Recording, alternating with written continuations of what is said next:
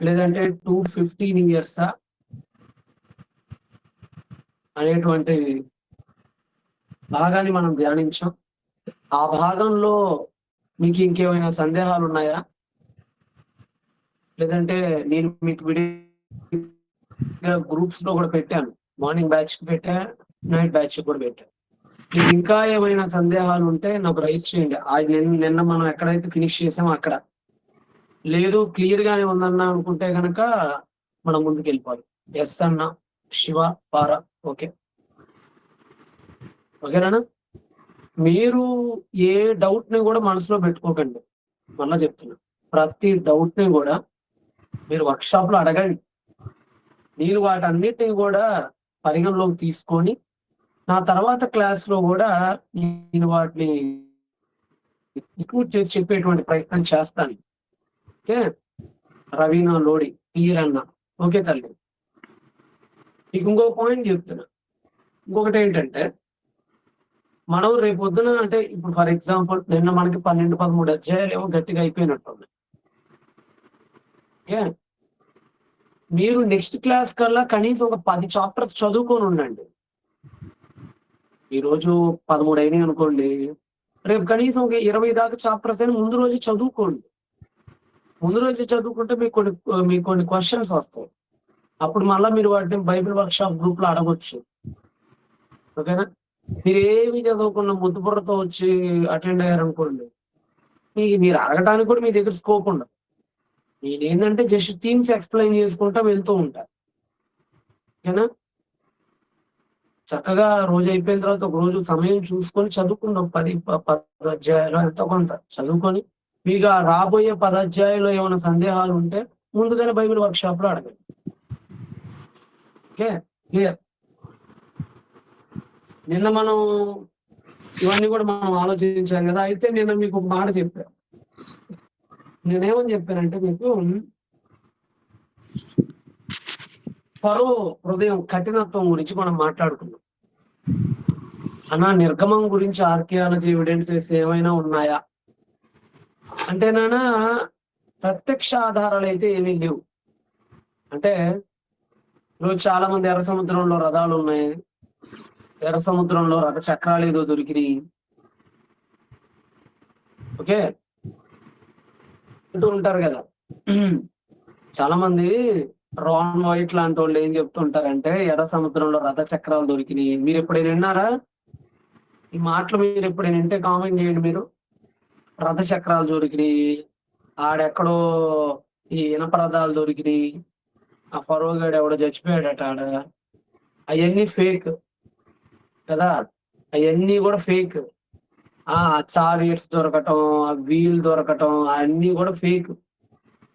మీరు వాటిని ఏంటి కూడా నమ్మకండి. అవన్నీ దొంగ మాటలు.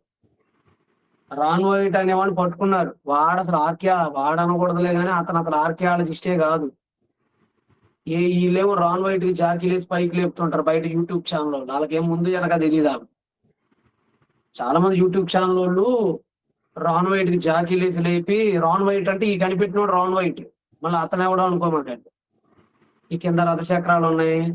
యేసు ప్రభు వారు పైన సిలువెత్తే ఆ కొండ లోపల మందసం ఉంది. ఆ మందసం మీద వెళ్ళి బ్లడ్ పడింది. ఆ సొదుమ దగ్గరికి పోతే రాళ్ళు ఇరుగుతాయి, అగ్గిపెట్టి పెడితే ఆడ. ఆయన అసలు ఆర్కియాలజీ అతను ఒక సూడో ఆర్కియాలజీ. అతను అనస్థేషియా డాక్టర్ అండి. ఏదో ఆపరేషన్ చేసిన దగ్గర మొత్తం మంది ఇచ్చుకునే డాక్టర్. ఆయన అసలు ఆర్కియాలజిస్టే కాదు రాన్ వైట్. అతను చెప్పిన అబద్ధాలు. ఆ తర్వాత రాన్ వైట్ ను పట్టుకున్నారు. నాయన ఎక్కడో వీలు దొరికినాయి అన్నావు, ఎక్కడో చారెట్టు దొరికినావు, పద అక్కడ పోదా ఎర్ర సముద్రంలో కంటే. అబ్బాయి నీ మర్చిపోయా, నాకు తెలియదు అని చెప్పి కథలు పట్టాడు. అంతేనా? డూప్లికేట్ ఆర్కియాలజిస్ట్ అంటే సూడో ఆర్కియాలజిస్ట్ అంటారు. కరెక్ట్ ఏంటంటే సూడో ఆర్కియాలజిస్ట్ అంతే. నీ భాషలో డూప్లికేట్ అనుకో. అతను ఎర్ర సముద్రం దగ్గర పట్టుకొని పోదాం పదరా మళ్ళీ మాకు చూపి అంటే ఇప్పుడు దొరకవి, నాకు అప్పుడు దొరికే అని చెప్పి కథలు పట్టు. ఆ తర్వాత అతనే నిజం ఒప్పుకున్నాడు ఈయన అబద్ధాలని. ఓకే. మీరు అవి పట్టుకొని డిబేట్లకు పోయి ఎవరితో పడితే ఆడితో వాదించకండి. గూగుల్లో కొడితే ఇవి వస్తాయి కదా అంటే అవన్నీ ఇతను క్రియేట్ చేసినవి. అవన్నీ నిజాలు. ఇతను క్రియేట్ చేశాడు అలా వాటన్నిటిని. వాటి దేనికి కూడా ఆధారాలు లేవు. ఎక్సోడస్ కి ప్రత్యక్షమైనటువంటి ఆనవాళ్ళు కానీ డైరెక్ట్ ఎవిడెన్సెస్ కానీ లేవు. అయితే ఇండైరెక్ట్ ఎవిడెన్సెస్ అయితే ఉంది. ఇండైరెక్ట్ అంటే ఏంటి? అంతకుముందు సెమిటిక్ పీపుల్ అక్కడ నివసించారు, సడన్ గా ఇల్లు ఖాళీ చేసినట్టుగా ఏంటి ఆ కణాల్లో ఉన్నటువంటి ఇళ్ళ ప్లానింగ్, ఈజిప్ట్ లో ఉన్నటువంటి హౌస్ ప్లానింగ్ ఒకటేలా ఉండటం, సడన్ గా ఒక సమాజం ఖాళీ చేసినట్టు ఈజిప్ట్ లో నుంచి కనపడటం, కొన్ని ఇండైరెక్ట్ ఎవిడెన్సెస్ ఉన్నాయి. మనం తద్వారా దాన్ని డిఫెండ్ చేసుకోవచ్చు. ఓకే, ఎక్సోడస్ గురించి మీకు దీని ఒక స్పెషల్ కేస్ స్టడీ మనం ఫ్యూచర్ లో కూడా చేయొచ్చు. Okay right. నిన్న మనం 12వ అధ్యాయము 40వ వచనం దాకా వచ్చాం. దాదాపు గంట ఒక 13 అధ్యాయాలు అయినాయి నిన్న మనకి. ఓకే, ఈరోజు మన పాఠం, ఈరోజు మన అంశం ఏంటంటే దేవుడే ఫరో హృదయాన్ని కఠినపరిచాడా? దేవుడే ఫరో హృదయం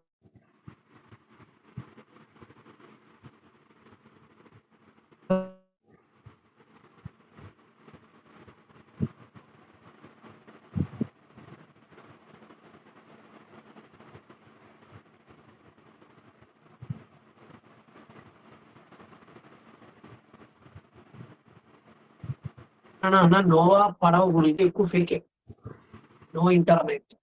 ఓకేనా? ఇప్పుడు ఓకే కదా నాన్న? ఇందా అంటే మా దగ్గర కరెంట్ లేదు నాన్న, నెట్ కనెక్షన్ కూడా కొద్దిగా స్లోగా ఉంది. రైట్. దేవుడే ఫరో హృదయాన్ని కఠినపరిచాడు. ఈరోజు మన అంశం ఏంటి? దేవుడే ఫరో హృదయాన్ని కఠినపరిచాడు. ఓకే,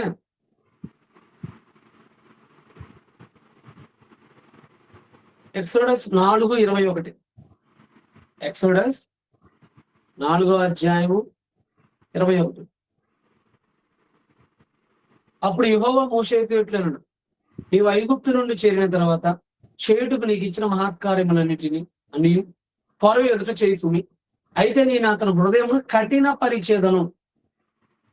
ఏమన్నాడు ఇక్కడ? అతని హృదయాన్ని కఠినపరిచేదను. చాలా మంది ఏమనుకుంటారంటే ఇదెక్కడ న్యాయం? ఇదెక్కడ న్యాయం అండి? ఫరో హృదయాన్ని దేవుడు కఠినపరచడం ఏంది?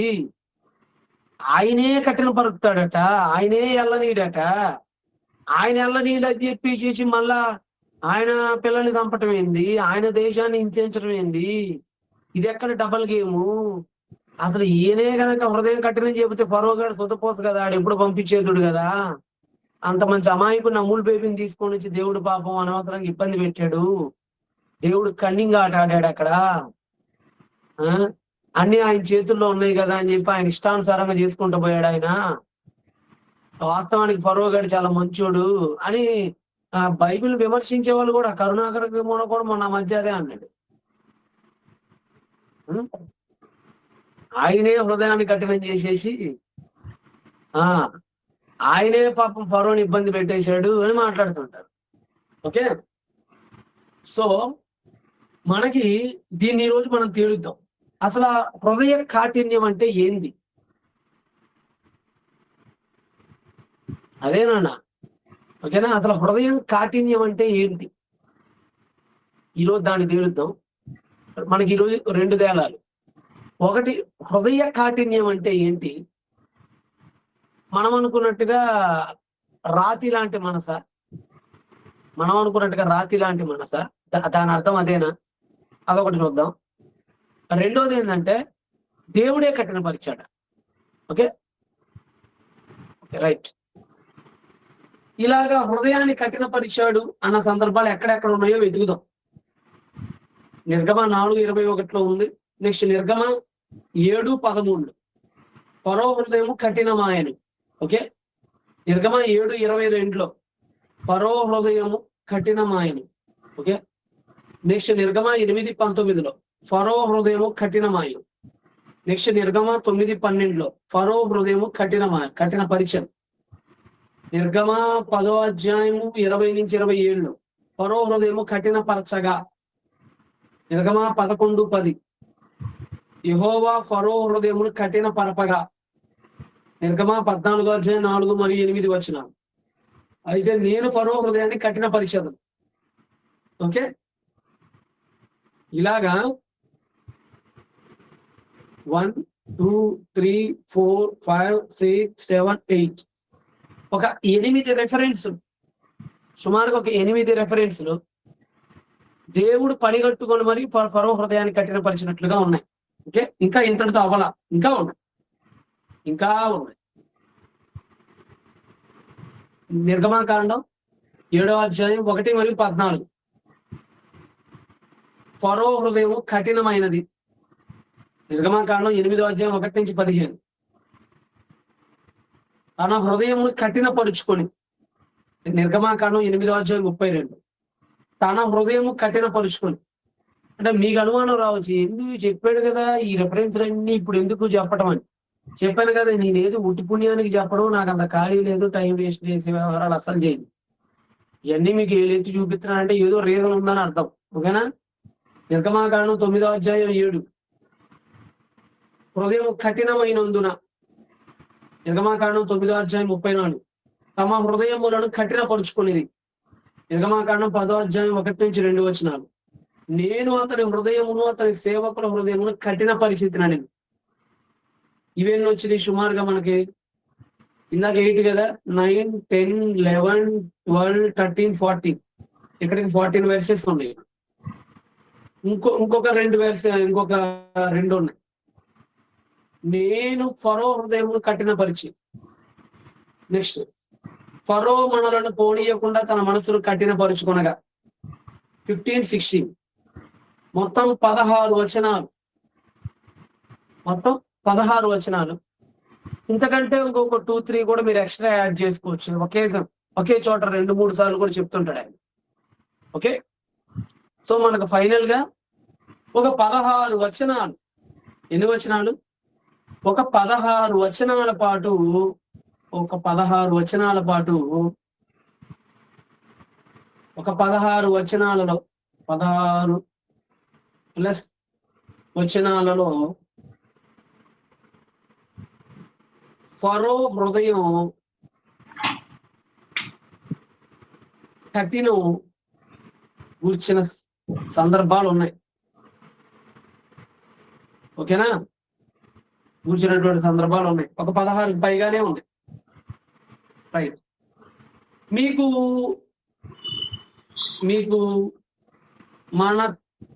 మన తెలుగు భాషలో కానీ ఇంగ్లీష్లోనైనా కానీ, మన తెలుగులో కానీ ఇంగ్లీష్లో కానీ సింపుల్ గా కళ్ళు మూసుకొని 16 వచనాల్లో కఠినం అనే ఒకే ఒక మాటతో ట్రాన్స్లేట్ చేసి పడేశారు.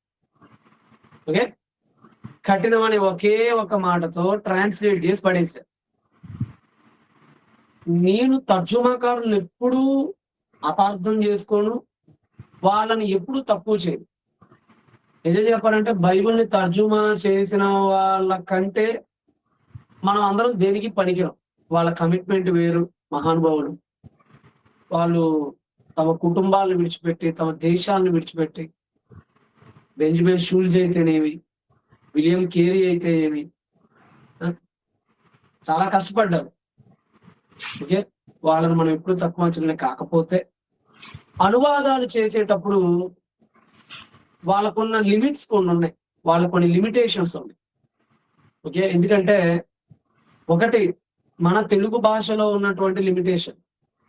ఒక కాంక్రీట్ భాషలో నుంచి మరొక భాషలోనికి రావటం, ఒక అబ్స్ట్రాక్ట్ అండ్ కాంక్రీట్ కాంబినేషన్ ఉన్న భాషలోకి వచ్చేటప్పుడు మనకు అర్థం కావటం కోసం కొన్ని పదాలు రాజీ పడతాయి. భాష నుంచి భాషకు మారేటప్పుడు కొన్ని పదాలు రాజీ పడతాయి. ఓకే, సో ఫైనల్ గా ఏంటంటే వాళ్ళ మిస్టేక్ కాదు. కానీ చెప్పాను కదా మొదటి నుంచి, మనం అనువాదాలను మార్చలేం కానీ అవగాహన మార్చుకోవాలి అనే దాన్ని నేను మొదటి నుంచి మీ అందరికి చెప్తూ వచ్చాను. ఇక్కడ కూడా అదే చెప్తా. 16 వచనాలలో కఠినం అని వేసేసిన చోట్ల హిబ్రూలో 16 చోట్ల ఒకే పదం లేదు. మన తెలుగులో 16 చోట్ల ఒకే పదం ఉంది కదా, మీకు చూపించాను కదా. ఇక్కడ 16 చోట్ల కూడా ఒకే పదం ఉంది కదా. మన తెలుగులో ఉన్నట్లుగా 16 చోట్ల ఒకే పదం మన తెలుగులో ఉన్నట్టుగా హీబ్రూలో 16 చోట్ల ఒకే పదం లేదు. హీబ్రూ భాషలో 3 రకాల పదాలను ఉపయోగించారు. 3 రకాలు. ఒకటి ఖాజాక్ అనేటువంటి పదం. ఖాజాక్ లేదంటే హాజాక్ అనేటువంటి పదం. 2 కావేద్. 2 కావేద్.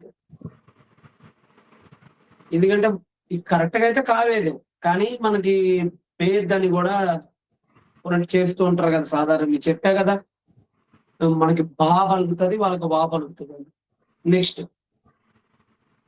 హాసా. 3 రకాల వేరు పదాలు. ఖాజాక్, కావేద్, ఖాసా. ఓకే, ఇలాగ 3 వేరు పదాలు ఉపయోగించబడ్డాయి. అసలు ఫస్ట్ ఈ మాట ఎక్కడ ఉపయోగించబడింది అంటే నిర్గమాకాండం 4:21 ఫస్ట్ టైం ఉపయోగించారు ఈ పదాన్ని. ఎక్కడ? నిర్గమాకాండం 4:21 ఫస్ట్ టైం. ఫస్ట్ ఇక్కడే ఉపయోగించారు. నేను, ఇదిగోండి ఇక్కడ చూడండి, నేను అతని హృదయమును కఠినపరిచెదను. మొట్టమొదటిసారిగా హృదయ కాఠిన్యము అనేటువంటి పదం ఇక్కడ ఉపయోగించారు.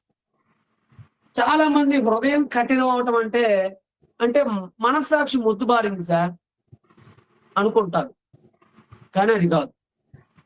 ఇంకోటి కూడా అనుకుంటారు, ఎంత చెప్పినా వినని స్థాయికి దిగజారటం సార్. ఓకే, అది కూడా కాదు. కల్చర్ లో ఇది చాలా డెప్త్ వాడేది. అంటే సాంస్కృతికంగా చాలా బరువైనటువంటి సందర్భం. వాస్తవానికి హృదయము కఠినమాయను అనే తెలుగు పదం అంత కరెక్ట్ కాదేమో. హృదయము కఠినమాయను అనే తెలుగు పదం అంత కరెక్ట్ కాదేమో. రైట్, చూద్దాం. మనం లేఖనాల్లోకి వెళ్ళి చూద్దాం. ఇక్కడే కదా ఫస్ట్ టైం దేవుడు ఉపయోగించింది, ఇక్కడే కదా. రైట్, ఇప్పుడు మనం హీబ్రూ పదాల యొక్క అర్థాన్ని చూద్దాం. ఓకేనా? ఫస్ట్ ఖజాక్ అనేటువంటి దాని అర్థం చూద్దాం. ఓకే, ఫస్ట్ మనకి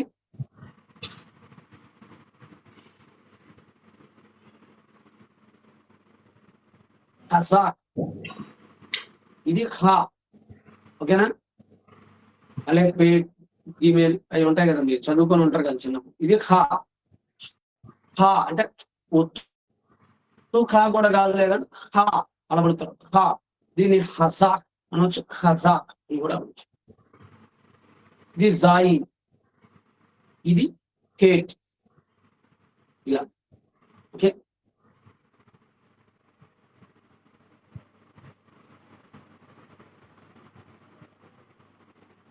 హజాక్, జాయిన్ అయితే అన్నమాట. ఇది ఇప్పుడు ఎగిరిపోయినట్టు ఉందండి. నేను చిన్నప్పుడు చదువుకునేటప్పుడు ఉండేది, తెలుగులో ఉండేది ఖజాక్. ఓకేనా? ఏంటి ఖజాక్ అంటే? ఏంటి మీనింగ్? ఏంటి ఖజాక్ అంటే? ఏంటి అంటే ఇక్కడ తెలుగులో కఠినం 4వ అధ్యాయం 21లో ఉపయోగించిన కఠినమాయను అన్న దగ్గర ఉపయోగించిన పదం ఖజాక్. ఓకే, మీకు నేను చూపించేటువంటి ప్రయత్నం కూడా చేస్తాను. ఇదిగోండి,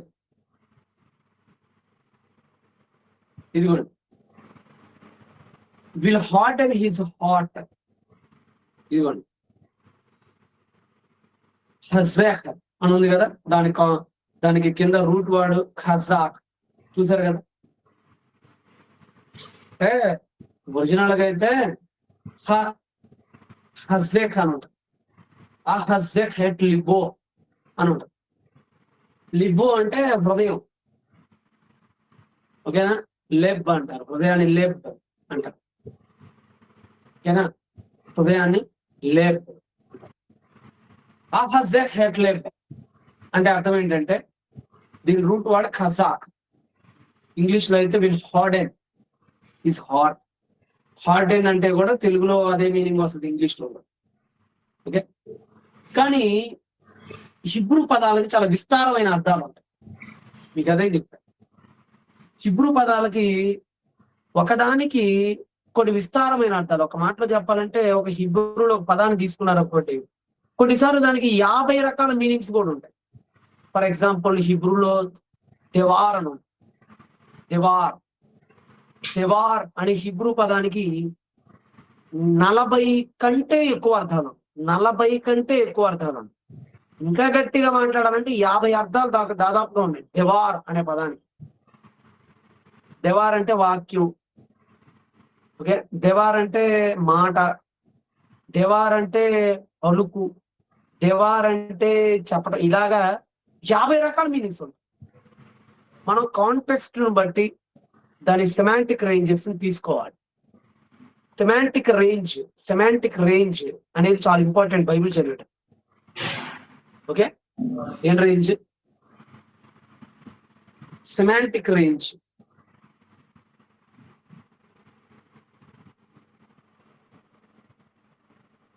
మన తెలుగులో అయితే అర్థశ్రేణి అనుకోవచ్చు. అంటే అర్థం ఏంటి?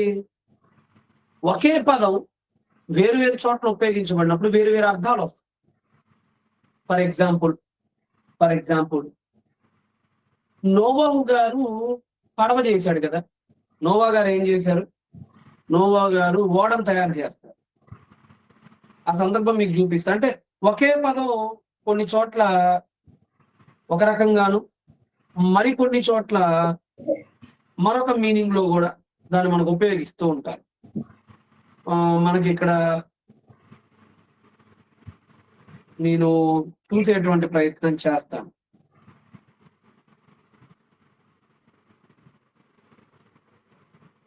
ఈ యాప్ సెర్చింగ్ కూడా చూద్దాం. హిబ్రూ టెక్స్ట్ లోకి వెళ్ళి మీకు ఒకటి చెప్పడానికి నేను ట్రై చేస్తున్నాను. అప్పుడు మీకు అర్థమైంది సింపుల్ గా. ఇదిగోండి, ఫర్ ఎగ్జాంపుల్ 6వ అధ్యాయం 16కి వస్తున్నాను. ఫర్ ఎగ్జాంపుల్ అధ్యాయము ఆది కాండము 16కి వస్తున్నాను. ఓకే, ఇదిగోండి. ఇప్పుడు మన తెలుగులో ఓడ అని ఉంటది కదా. నోవహు ఓడ కట్టాడు అని ఉంటది కదా. నోవహు ఓడ కట్టాడు. ఓడ అంటే చాలా పెద్దది కదమ్మా. మీరు ఓడ అంటే ఊహించుకోవచ్చు. ఓడ అంటే ఎంత పెద్దది? 30,000కు పైగా జీవరాశులు పట్టే అంత పెద్దది కదా ఓడ. ఓడని హీబ్రూ భాషలో తెబాహ్ అంటారు.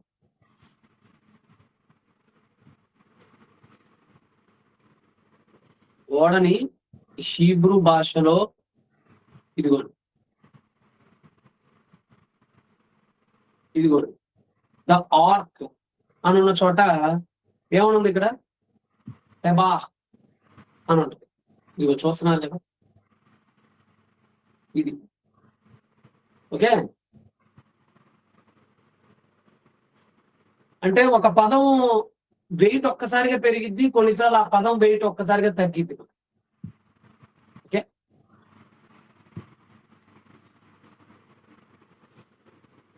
మీన్స్ ఓడ. ఓకేనా? ఇప్పుడు ఓడ అంటే ఎంత పెద్దది? చాలా పెద్దది కదా. ఓడ అంటే మీకు నోవా ఆర్కును మీరు ఊహించుకోగలరు కదా. రైట్. ఇప్పుడు ఇదే పదాన్ని మనకి 2వ అధ్యాయం 3లో కూడా ఉపయోగించారు. నేను ఒకసారి చూస్తాను. అంటే సెమాంటిక్ రేంజ్ ఒక్కసారిగా ఎంత తీవ్రమైనటువంటి వ్యత్యాసానికి గురైద్ది అని చెప్పడానికి ఒక ఉదాహరణ. ఓకే,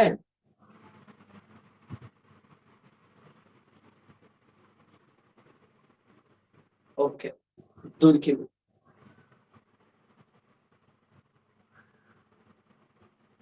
ఇప్పుడు మీకు ఇందాక నేను చూపించిన ఆదికాండం 6వ అధ్యాయం 16 నోవహు ఓడ దగ్గర సందర్భం చూపించాను.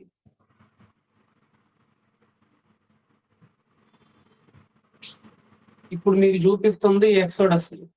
ఓకే, ఇప్పుడు మీకు చూపిస్తుంది నేను ఎక్సోడస్ చూపిస్తాను, వెయిట్ చేయండి కొద్దిగా. ఆల్రెడీ వచ్చేసింది మనకి. ఒక 2 గూగుల్ ఇమేజెస్ కూడా మీ ముందు పెడతాను. ఓకేనా, ఎందుకంటే మీకు బాగా అర్థమయ్యే అవకాశం ఎక్కువగా ఉంటుంది. వాస్తవానికి అసలు నేను ఎగ్జాంపుల్ చెప్పదలుచుకోలేదులే, కానీ మీకోసం నేను కొన్ని ఎగ్జాంపుల్స్ అప్పటికప్పుడు నేను పిక్ చేసుకుంటూ ఉంటాను.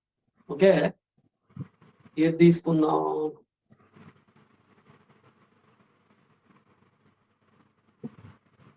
అంటే మన తెలుగు భాష లాంటి భాష కాదు కదా అది.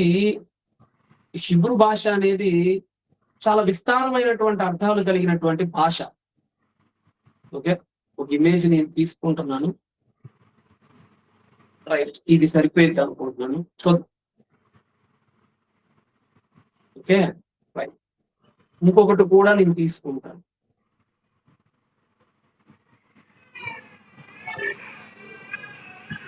అంటే రెండిటికి ఒకే పదం ఉంటుంది, కానీ చాలా తీవ్రమైనటువంటి వ్యత్యాసం ఉంటుంది రెండిటికి మధ్య. ఓకేనా,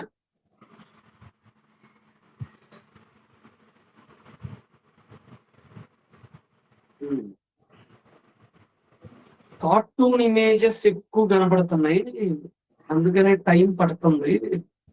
అయినా కానీ తప్పదు కదా, టైం వేస్ట్ చేయకుండా దొరికిన ఇమేజ్ తీసుకుందాం. మీకు ఇక్కడ 2 చూపిస్తాను నేను.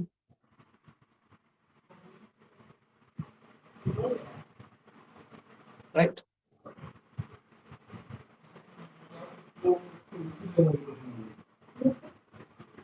ఇదిగోండి చూస్తున్నారు కదా, ఇక్కడ నోవహు ఓడ దగ్గర ఉపయోగించినటువంటి పదం ఏంటంటే ఎబా. రైట్, సరిగ్గా ఇదే పదాన్ని, సరి తేడా ఏం లేదు, ఇదే పదాన్ని తీసుకొని వచ్చి మోషే జమ్ము పెట్టి దగ్గర కూడా ఉపయోగిస్తాం. ఇదిగోండి ఇప్పుడు మీకు చెప్పుకుంది నేను ఏంటంటే, ఇప్పుడు మీకు ఇస్తున్నటువంటి ఇది ఏంటంటే జమ్ము పెట్టె. ఇదిగోండి జమ్ము పెట్టె అని మన తెలుగులో ఉన్న చోట కూడా ఓడ దగ్గర ఉపయోగించిన అదే తెబా అనే పదం ఉపయోగిస్తారు. అంటే మన దగ్గర పెట్టే ఓడ అని 2 వేరు పదాలు మనకున్నాయి. మన తెలుగులో పెట్టే ఇది ఒక పదం, ఓడ అదొక పదం. ఓడ అంటే ఓ అంత ఉంటుంది, పెట్టె అంటే ఎంత ఉంటుంది. కానీ హిబ్రూలో రెండింటికి వేరు పదాలు ఉండవు. అక్కడ తెబా అంటాడు, ఇక్కడ తెబా అంటాడు. అర్థమైందా మీకు? అక్కడ తెబా, ఇక్కడ తెబా. ఓకేనా, అంటే రెండిటికి ఒకే పదం, కానీ ఎంత తేడా ఉందో చూడండి. ఇక్కడ చూడండి, ఇక్కడ ఎంత పెద్ద దానికి ఉపయోగించాడు ఈ పదం చూడండి. అదే పదం ఎంత బుట్ట దానికి కూడా ఉపయోగించాడో చూడండి. అర్థమైందా? ఇక్కడేమో ఒక బుట్ట పెట్టకి ఉపయోగించే పదం ఒకే పదం ఏంటంటే తెబా. ప్రపంచ జీవరాశులు పట్టే అతిపెద్ద ఓడకు ఉపయోగించేటువంటి పదమేమో తెబా. రెండిటి పోటే. ఇక్కడేమో ఎంత పొడుగాటి అర్థాన్ని చూపిస్తూ ఉంటే, ఇక్కడికి వచ్చినప్పటికేమో ఇంత బుద్ధి అర్థాన్ని కూడా కలిగి ఉంటుంది. అంటే ఇంత పొడుగాటి అర్థాన్ని క్యారీ చేసేది తెబాహే, ఇంత చేయడానికి కూడా తెబా. సందర్భాన్ని బట్టి దాని శ్రేణి ఇంతవరకు పెంచుకోవాలా లేదంటే ఇంతవరకు పెంచుకోవాలా అంతకంటే మాట్లాడే మందసానికి ఉపయోగిస్తారు. తెబాహ్ అని ఉంటుంది, మందసానికి కూడా తెబా. తెలుగులో మనకు మందసం ఉంటుంది, అక్కడ కూడా తెబా. మోషే పెట్టు దగ్గర తెబా, నోవా ఓడ దగ్గర తెబా. ఓకే, కానీ తెలుగులో 3 వేరు పదాలు పెట్టుకుంటాం మనం. మందసం అంటాం, పెట్టు అంటాం, ఓడ. అంటే అర్థ శ్రేణి హిబ్రూలో చాలా డిఫరెంట్ గా ఉంటుంది. ఓకేనా, అందుకని మీరు చాలా అర్థం చేసుకోవాలి మీరు. సో ఇక్కడ మనకి చాలా రకాల మీనింగ్స్ ఉంటాయి. ఇప్పుడు మీకు ఎందుకు చెప్పానంటే, నేను తెబాహ్ అనే దానికి డిఫరెంట్ మీనింగ్స్ చెప్పాను నేను ఇప్పుడు దాకా మీకు. ఓకే, డిఫరెంట్ మీనింగ్స్ చెప్పాను. ఇక్కడ ఉపయోగించినటువంటి పదం, నేను అతను హృదయమును కఠిన పరిచ్ఛేదను అనే దగ్గర ఉపయోగించినటువంటి పదం ఏంటంటే ఖజా. ఏ పదం ఇది? అంటే అర్థం ఏంటి సార్? ఖజాక్ అంటే అర్థం ఏంటి సార్? ఇదిగోండి, ఖజాక్ అంటే రెండు రకాల మీనింగ్స్. ఒకటి బలపరచటం, రెండు స్థిరపరచటం. కఠినపరచటం కాదు, స్థిరపరచటం. స్థిరపరచటం, కఠినపరచటం అని తెలుగులో అట్ట వేసారు. కానీ ఉన్నదున్నట్టుగా అక్షరాలను కనుక మనం తీసుకుంటే హిబ్రూలో ఉన్నదున్నట్టుగా అక్షరాలను మక్కీ కనుక దింపాల్సి కనుక వస్తే ఇలా దింపాలి. అక్కడ ఎలా అంటే తెలుసా, అతని హృదయము మక్కీ కనుక దింపాలనుకుంటే బరువు చేసేది.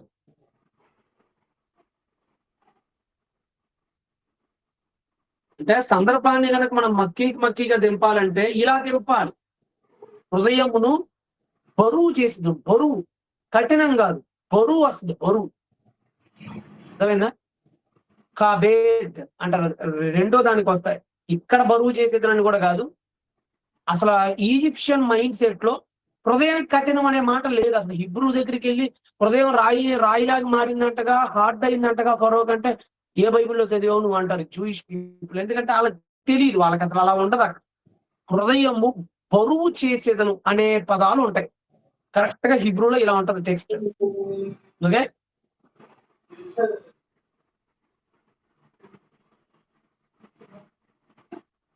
రైట్. అసలు వాస్తవానికి ఖజాక్ అంటే అర్థం ఏంటంటే, వాస్తవానికి సెమాంటిక్ రేంజ్ చెప్తున్నా. సెమాంటిక్ రేంజ్ అంటే అర్థశ్రేణి. ఓకే, సెమాంటిక్ రేంజ్ లో ఖజాక్ అంటే అర్థం ఏంటంటే స్థిరపరచటం. ఏంటి? స్థిరపరచటం అనగా ఫిక్స్ చేయడం. స్థిరపరచడం అంటే సింపుల్ లాంగ్వేజ్ లో చెప్పాలంటే ఫిక్స్ చేయడం. ఒక మాటలో చెప్పాలంటే హిబ్రూ టెక్స్ట్ మనకి ఎలా ఉంటదంటే, అక్కడ బైబిల్లో దేవుడు ఫరో హృదయాన్ని కఠినపరిచాడని చెప్పడానికి వాడిన అత్యంత ప్రధానమైన పదం ఇది. ఇందాక చెప్పే కదా, 3 రకాల పదాలు ఉపయోగించాడు. అదేనా నా రాతి గుండెని కూడా బైబిల్లో కనిపిస్తుంది కదా అని అంటే, బైబిల్లో అంటే మన తెలుగు బైబిల్లో ఏదైనా కనిపించింది నాన్న. తెలుగు బైబిల్లో ఏదైనా పాసిబుల్. ఓకేనా? నేను అదే మీకు మొత్తుకొని చెప్తుంది.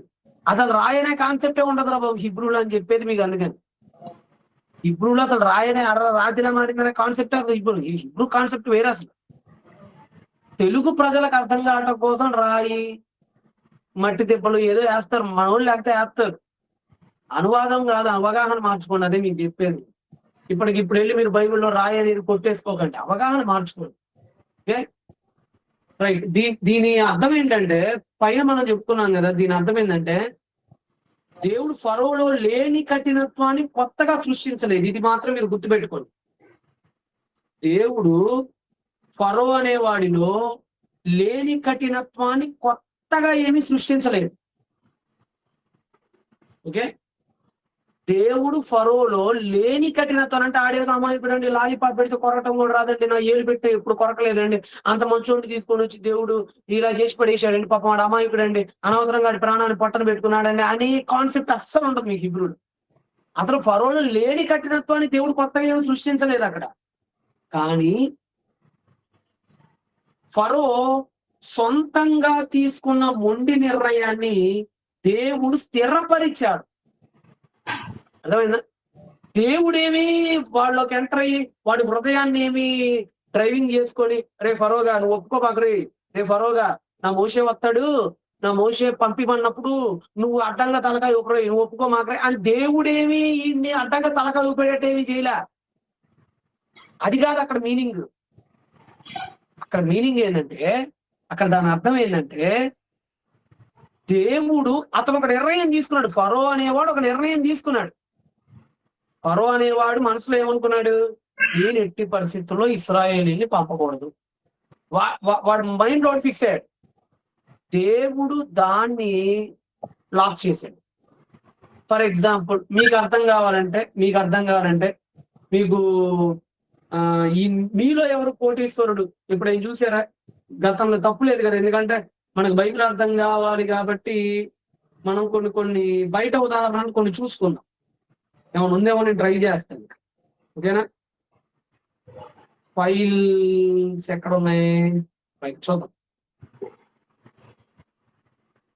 ఇక్కడ ఏం జరిగిందో మీరు మీరు మీలో ఎవరు కోటీశ్వరుడు ఒకవేళ చూస్తే గనక అక్కడ మీకు ఏం జరిగిందో అదే జరిగిద్ది మీకు ఇక్కడ. ఎక్కడ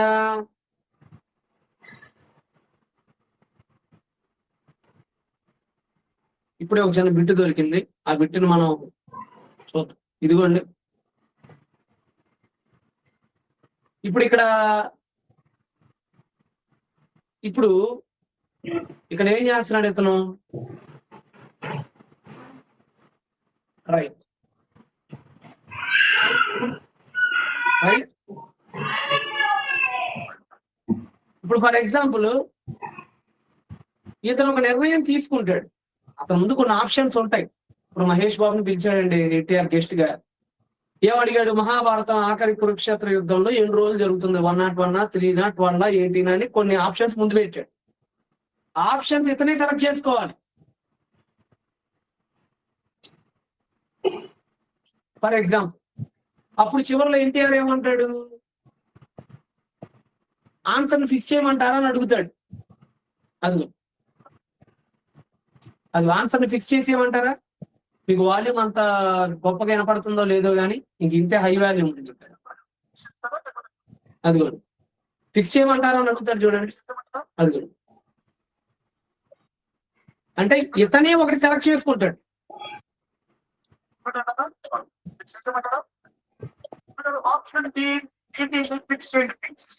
అది అంటే మహేష్ బాబు అనేటువంటి ఒక వ్యక్తి ఒక ఆప్షన్ ని సెలెక్ట్ చేసుకున్నాడు. ఏంటది? మహాభారత యుద్ధం 18 రోజుల్లో జరిగింది అని అతను సెలెక్ట్ చేసుకున్నాడు. అక్కడ ఎన్టీఆర్ ఏం చేశాడు? అతను ఆల్రెడీ నిర్ణయం తీసుకున్నాడు. 18 అని మనసులో ఆల్రెడీ ఫిక్స్ అయ్యాడు. దాన్ని ఎన్టీఆర్ ఇక్కడ ఏం చేశాడంటే దాన్ని ఫిక్స్ చేయమంటారా అని అడిగాడు. అడిగి ఫిక్స్ చేశాడు. ఇదే హీబ్రూలో ఖజాక్ అంటే. అదే రవి పొండే సూపర్ ఎగ్జాంపుల్ అన్న. ఏం చేద్దామన్నా, దేవుడు అలా ఎగ్జాంపుల్స్ ఇచ్చే శక్తిని ఇచ్చాడు మహానుభావుడు. ఆయనకి చెప్పండి థ్యాంక్ యూ, సూపర్, నాకేమొద్దు.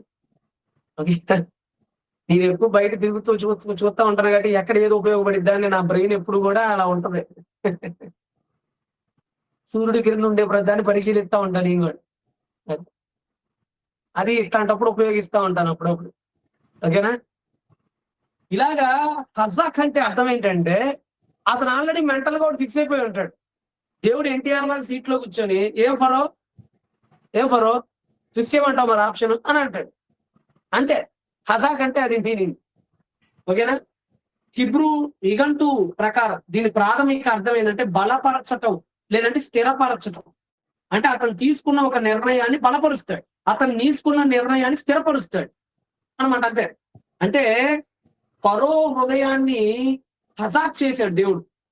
ఫరో యొక్క హృదయాన్ని హజాక్ చేశాడు. ఫరో ఆల్రెడీ ఎంచుకున్న మొండితనం అనే ఆప్షన్ ని వాడు అటు ఇటు కదలకుండా వెనక్కి తగ్గకుండా ఉండేలా దేవుడు ఆ హృదయాన్ని అలాగే లాక్ చేశాడు. ఇప్పుడు మహేష్ బాబు 18 అన్నాడు కదా, మళ్ళీ తర్వాత తూచి 101 అని అనకూడదు, మళ్ళీ తూచి 3 అని అనకూడదు. సమయం ఇవ్వాల్సిన సేపు ఇస్తాడు. ఓకేనా అనుకున్నప్పుడు లాక్ చేస్తాడు. ఇక లాక్ చేసిన తర్వాత వెనక్కి ముందుకి జరగడానికి లేదు, దాని మీద షికాన్ అయిపోవాలి ఆ వ్యక్తి. అలా దేవుడు ఏం చేశాడంటే ఫరో హృదయాన్ని హజాక్ చేశాడు. అంటే వాడు ఆల్రెడీ వాళ్ళలో ఉన్నటువంటి మొండితనాన్ని, వాడు ఆల్రెడీ పంపించడానికి ఫిక్స్ అయిపోయిన దాన్ని లాక్ చేశాడు అక్కడ ఆప్షన్. అర్థమైందా? అది అంటే గట్టిగా మాట్లాడాలంటే ఫరో హృదయములో కఠినత్వాన్ని దేవుడు ఏమి సృష్టించలేదు. వాడు ఆల్రెడీ ఒక నిర్ణయం తీసుకున్నాడు. ఇక్కడ మీరు ఎలా పెట్టుకోవచ్చు, దీన్ని ఎలా పెట్టుకోవచ్చు? ఇలా పెట్టుకోవచ్చు. ఫరో హృదయమును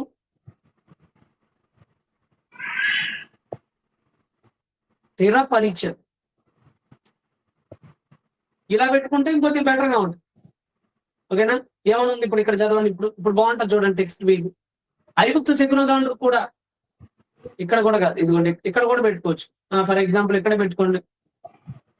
4:21 పెడదాం. 4:21 పెడదాం. ఏమని పెడదాం?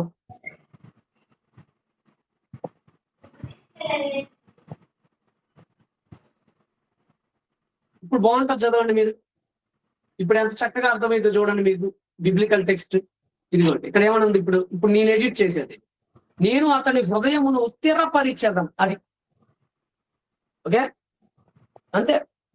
నేను అతని హృదయమును స్థిరపరిచేదను, అంతే తప్ప కఠినం చేసేదను ఏం అవసరం లేదు. మనం ఖజాక్ అనే షిబ్రు పదానికి సెమాంటిక్ రేంజ్ ఏంటంటే స్థిరపరచటం. ఓకేనా, వీటన్ని చోట్ల ఇదే పెట్టుకోవాలి. ఇప్పుడు మీరు నిర్గమ 7:13లో కానీ, నిర్గమ 7:13లో కానీ, నిర్గమ 8:19లో కానీ, 7:22లో కానీ, 10వ అధ్యాయం 20:27లో కానీ, 11:10లో కానీ, 14:4-8లో కానీ, వీటన్ని చోట్ల కూడా దాని అర్థం ఏంటంటే నేను ఫరో తీసుకున్న నిర్ణయాన్ని స్థిరపరుస్తానని అర్థం, అంతే. ఓకే, ఇది ఖజాక్ అనే పదానికి అర్థం. రెండోది, ఇప్పుడు మొత్తం మీకు 16 ఉన్నాయని చెప్పా కదా, మొత్తం మీకు ఎన్నని చెప్పాను, 16 రెఫరెన్స్లు ఉన్నాయని చెప్పా కదా. 8 రెఫరెన్సుల్లో ఖజాక్ అని ఉపయోగించాడు. మొట్టమొదటిసారి 4వ అధ్యాయంలో కూడా ఖజాక్ అని ఉపయోగించాడు. అంటే కఠిన పరిచయం ఫస్ట్ టైం ఉపయోగించిన 4వ అధ్యాయం, అక్కడ కూడా ఖజాక్. మిగతా 8 ఉన్నాయి చూసారా, మిగతా 8 వాటిల్లో సుమారు ఒక 6 రెఫరెన్సుల్లో కావేద్ అనే పదాన్ని కూడా రచయిత ఉపయోగించారు. ఇదిగోండి కావేద్, అర్థమైందా? మొత్తం 16లో ఫస్ట్ కఠిన పరిచయం అన్న దగ్గర కానీ, దాంతో పాటు మొత్తం ఒక 8 రెఫరెన్సుల్లో ఖజాక్ అని ఉపయోగిస్తే, అతని హృదయాన్ని ఖజాక్ చేస్తానని ఉపయోగిస్తే, మిగతా 6 చోట్ల సుమారుగా కావేద్, అతని హృదయం కావేద్ గురి చేస్తాను అని కూడా చెప్పాడు. కావేద్ అంటే ఏంటి సార్ అని అంటే, కావేద్ అంటే బరువు అవ్వటం. అసలు కఠినం అనే పదం అనే తెలుగు పదం అసలు హిబ్రూలో ఎక్కడ కూడా మనకి ఆ సెన్స్ లో కనపడదు. కానీ తెలుగులో హృదయం బరువు ఎక్కటం అంటే తెలుగులో బాగోదు. మీరే ఆలోచించండి, తర్జుమా మిస్టేక్ అని కూడా మనం చెప్పలేము. దీన్ని ఆప్షన్ లేదంటానండి. ఇప్పుడు ఒకవేళ నేను చెప్పినట్టుగా ఫరో హృదయమును బరువు చేసినట్టు, బరువు చేయటం ఏంది, అదొక అసహజంగా అర్థరహితంగా ఉంటుంది. సో అతని హృదయం కఠినం అయినంటే వినటానికి తెలుగు భాషకి సహజంగా అనిపిస్తుంది. ఓకేనా, కావేద్ అంటే బరువు అవ్వటం. అంటే ఫర్ ఎగ్జాంపుల్ మనకు నేను నోటి మాంద్యం కలిగిన వాడిని అంటాడు కదా, అక్కడ కూడా ఇదే ఉంటది, కావేద్ పే అని ఉంటది. కావేద్ పే అంటే అర్థం ఏంటంటే నా నాలుక ఏదైతే ఉందో అది బాగా మందంగా ఉందాయా అని అర్థం, లావుగా ఉందాయా అని అర్థం నోటి మాంద్యం అని అంటే. ఓకేనా, సో ఒక 6 రెఫరెన్స్లో కూడా కావేద్ అని ఉపయోగించారు. అది ఎక్కడెక్కడ ఉపయోగించాడు సార్ కావేద్ అని అంటే, 7వ అధ్యాయం 14లో కావేద్ అని ఉపయోగించాడు. ఓకే, 8వ అధ్యాయంలో కావేద్ ఉపయోగించాడు, 32లో కావేద్, 9:7లో కావేద్, 9:34లో కావేద్, 10వ అధ్యాయం 1-2లో కావేద్. ఓకే, ఇదిగోండి ఇక్కడ హార్డ్ ఇందాక చూసారా, ఇందాకేమో ఖజాక్ అని చూశారు మీరు, ఇందాక గుండె దగ్గర లెబ్ అనే చూశారు. ఓకే, ఇక్కడికి వచ్చినప్పటికి మాత్రం హార్డ్ కావేద్ అని ఉపయోగించారు. ఓకే, ఏంటి సార్ ఈ కావేద్ లేదంటే కావేద్ అంటే అర్థం ఏంటంటే, హిబ్రూ నిఘంటు ప్రకారంగా కావేద్ అంటే చెప్పాను కదా, టు బి హెవీ, మాసివ్ అంటే అండి బరువుగా ఉండటం. ఓకేనా, ఇంకా గట్టిగా చెప్పాలంటే బరువు ఎక్కటం. కరెక్ట్ మీనింగ్ ఏంటంటే కావేద్ అంటే కరెక్ట్ మీనింగ్ బరువు ఎక్కటం, స్పందన లేకపోవడం. ఓకే, ఇది కూడా ఉపయోగించాడు మనకి ఎక్కడ, వీటిలో. మోషే ఐగుప్తుకు వెళ్ళిన తర్వాత, జాగ్రత్తగానండి ఒక చిన్న తేడా చూపిస్తా. మోషే ఐగుప్తుకు వెళ్ళిన తర్వాత తెగుళ్ళు ప్రారంభమైనప్పుడు ఫరో నిజంగా తన హృదయాన్ని కఠినం చేసుకున్న మొదటి సందర్భంలో మాత్రమే కబేద్ అని ఉంటుంది. అంటే 4వ అధ్యాయం నిర్గమాకాండంలో ఖజాక్ అన్నాడు, 7వ అధ్యాయం నుంచి కాబేద్ అన్నాడు. అంటే అర్థం ఏంటంటే 4వ అధ్యాయంలో మీనింగ్ ఏంటంటే నేను అతను తీసుకున్న డెసిషన్ ని స్థిరపరుస్తాను అని చెప్పాడు కదా. 4వ అధ్యాయంలో అతను హృదయం కఠిన పరిచయం 4వ అధ్యాయంలో చెప్పినప్పుడు నేను అతని హృదయాన్ని లాక్ చేస్తా, అతను ఏదైతే అనుకుంటాడో దాన్ని లాక్ చేస్తా. ఆ తర్వాత 7వ అధ్యాయం నుంచి కథాక్ అనేది ఎక్కువ ఉపయోగించాలి దేవుడు. కాబేద్ ఉపయోగించాడు. కాబేద్ ఎందుకు ఉపయోగించాడంటే దేవుడు లాక్ చేసిన తర్వాత అది తప్పని తెలిసిన దాన్ని గట్టిగా పట్టుకున్నాడు ఫరో గారు. అంటే ఇక మొండి ఘటంగా మారిపోయాడు. మొండిగా బరువు చేసుకున్నాడు తన హృదయాన్ని. హృదయాన్ని బరువు చేసుకోవటం ఏంటి సార్? అసలు ఏంటి హృదయాన్ని బరువు చేసుకోవటం ఏంటి? దాని మీనింగ్ మళ్ళా చెప్తా, మీకు ఇంకా అవ్వలేదు. మీకు జస్ట్ ఏమేమి ఉపయోగించారో చెప్తున్నా. ఓకేనా? మిగతా 2 చోట్ల అనగా 7వ అధ్యాయం 3లో గాని 13వ అధ్యాయం 15లో గాని ఖాసా అని ఉపయోగించారు. ఇక్కడ ఏం ఉపయోగించారు? ఖాసా. ఇదిగోండి ఇక్కడ ఏమనుంది మీకు, ఇక్కడ ఇదిగోండి ఖాసా విల్ హార్డెన్. మరి ఇంగ్లీష్ లో ప్రతి చోట హార్డెన్ అని చేసి పడేశాడు. ఇంగ్లీష్ లో ప్రతి చోట హార్డెన్ చేశాడు, తెలుగులో కూడా ప్రతి చోట కఠినమని వేసి పడేశాడు. కానీ మన దగ్గర కఠినమని ఉన్న ప్రతి చోట, ఇంగ్లీష్ లో హార్డెన్ ఉన్న ప్రతి చోట, హీబ్రూలో కొన్నిసార్లు కాబేద్ ఉంది, కొన్నిసార్లు ఖజాక్ ఉంది, కొన్నిసార్లు ఖాసా ఉంది. ఖాసా, ఓకేనా? కాషా అవును. సో ఇప్పుడు మనం ఆ 3 అర్థాలు మనం తెలుసుకోవటం కంటే ముందుగా మీకు చెప్పాను కదా, ఖజాక్ అంటే స్థిరపరచటం. ఖజాక్ అంటే ఏమని చెప్పా? స్థిరపరచటం. కాబేద్ అంటే బరువెక్కటం, బరువెక్కటం. కాషా అంటే కరుకుగా. మనం అంటాం కదా,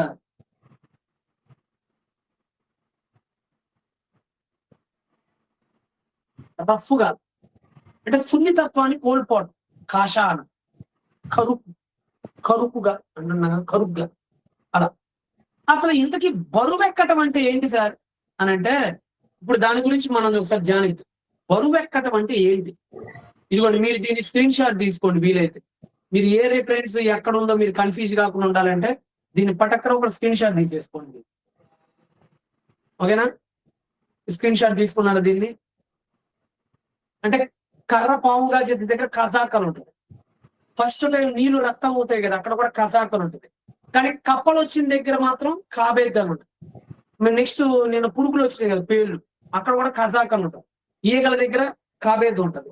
పశువులు చచ్చిపోతాయి కదా, కాబేద్ అని ఉంటుంది. ఓకేనా? నెక్స్ట్ వడగళ్ళు వస్తాయి కదా, వడగళ్ళు కురిపిస్తాడు కదా, వడగళ్ళు కురిపించినప్పుడు కూడా కాబేద్ అండ్ కజాక్ 2 పదాలు, ఒక చోట అది ఒక చోట ఇది పెట్టాడు. అక్కడ మిడతలు వస్తాయి కదా, అక్కడ కూడా 2 పదాలు పెట్టాడు, కజాక్ అండ్ కాబేద్ పెట్టాడు. చీకటి మొత్తం వస్తుంది కదా, అక్కడ కూడా కజాక్. ఫస్ట్ టైం ఒక వ్యక్తి చచ్చిపోతాడు కదా, తొలి చూడు ఫస్ట్ బోర్న్ సన్స్ చంపేస్తాడు కదా దేవుడు, అక్కడ కూడా కజాక్. ఈ 10 తెగుళ్లలో ఎక్కడెక్కడ ఉపయోగించాడని చెప్తున్నా. కజాకు, కాబేద్. కాషా కూడా ఉపయోగించాడు, కానీ కాషా 2 టైమ్స్ దాన్ని ఎక్కువ పరిగణలో తీసుకోకూడదు అని చెప్పి నేను వదిలేసి, మీరు స్క్రీన్ షాట్ తీసుకున్నానంటే నేను ముందుకెళ్తా. ఓకేనా?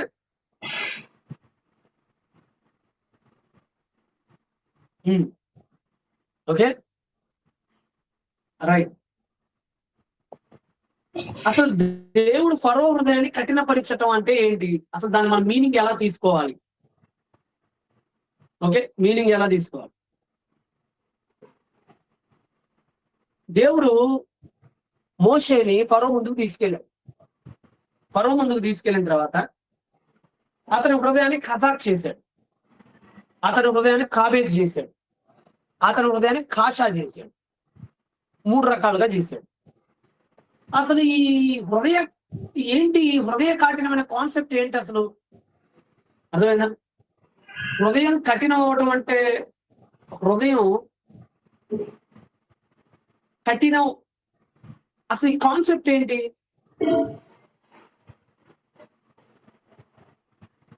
ఇది ఈజిప్షియన్స్ కానీ ఇజ్రాయలైట్స్ కానీ, ఓకే నాన్న వేసేది. ఇది ఈజిప్షియన్స్ కానీ ఇజ్రాయలైట్స్ కానీ ఇద్దరికి బాగా తెలిసినటువంటి పదం. ఏది? హృదయం కఠినం అవటం అంటే. చెప్పాను కదా, కఠినం అనేది తీసేసేయండి. ఏమని చెప్పారు మీకు? బరువు ఎక్కడం. హృదయం బరువు ఎక్కడం.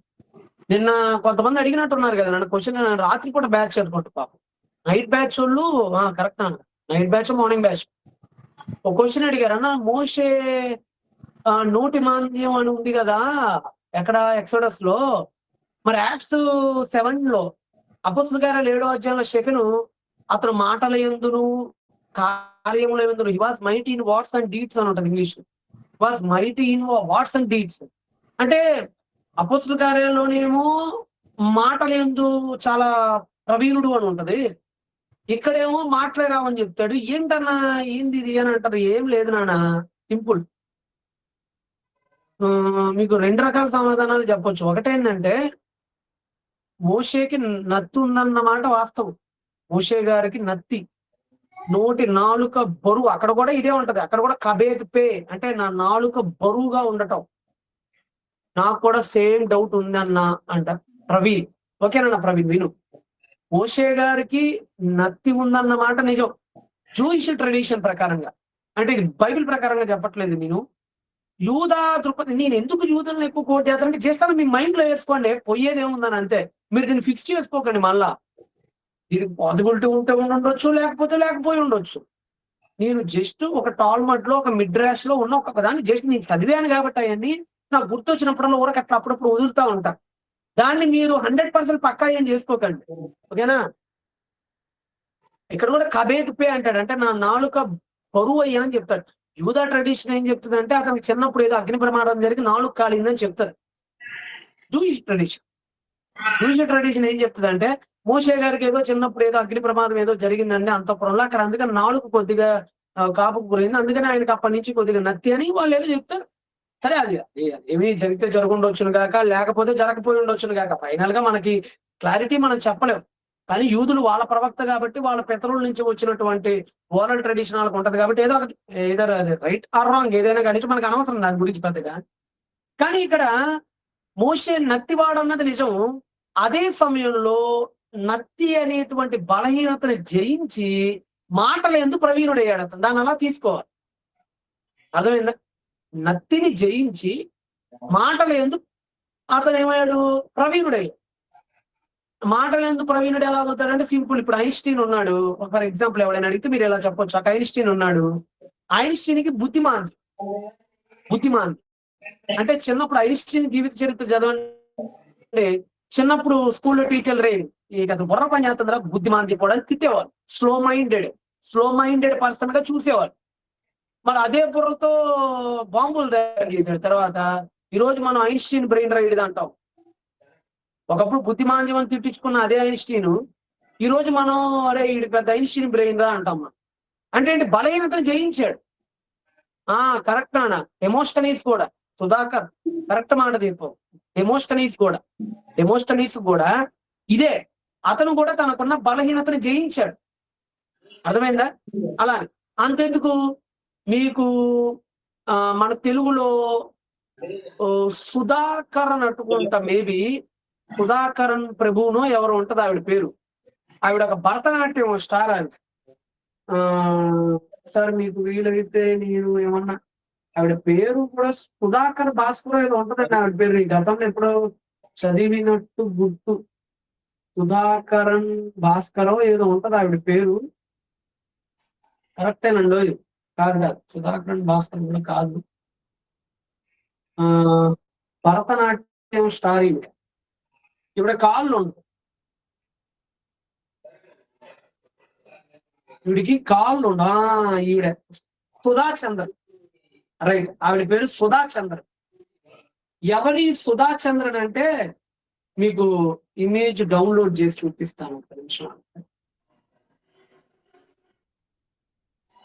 ఈవిడ మామూలు ఆవిడ కాదండి. ఈవిడ పేరు సుధా చంద్రన్. ఈవిడికి కాల్ లేదు. ఈవిడ అంటే ఇండియన్ పీపుల్ గా మీకు ఒక ఉదాహరణ.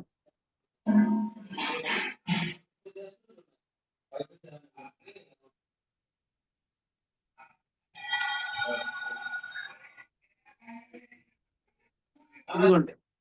ఈవిడ పేరు సుధా చంద్రన్.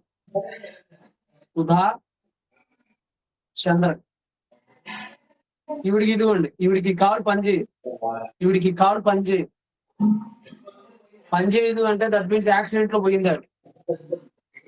కానీ ఆ బలహీనతను తాను జయించి భరతనాట్యంలో ఒక టాప్ లెవెల్‌కి వెళ్ళిందావిడ. ఒక టాప్ లెవెల్‌కి వెళ్ళిందావిడ. ఆ! మయూరి గాని 10థ్ క్లాస్ లెసన్‌లో ఫస్ట్ లెసన్ ఉందంట. వెరీ గుడ్ రన్ అన్నాడు. ఉందా? చూడండి నాకు ఇప్పుడు ఎవరో తమ్ముడు కామెంట్ చేస్తున్నాడు. అన్న ఈవిడ గురించి 10థ్ క్లాస్‌లో ఫస్ట్ లెసనే ఉంటదన్నా అని చెప్పాడు. అది. సుధా చంద్రన్ అని కాళ్ళు లేదు కానీ జయించింది. అవునన్న మా 10థ్‌లో ఉంది. రవి పొండి. వెరీ గుడ్ నాన్న మంచి ఇన్ఫర్మేషన్ ఇచ్చావు రవి. ఓకేనా?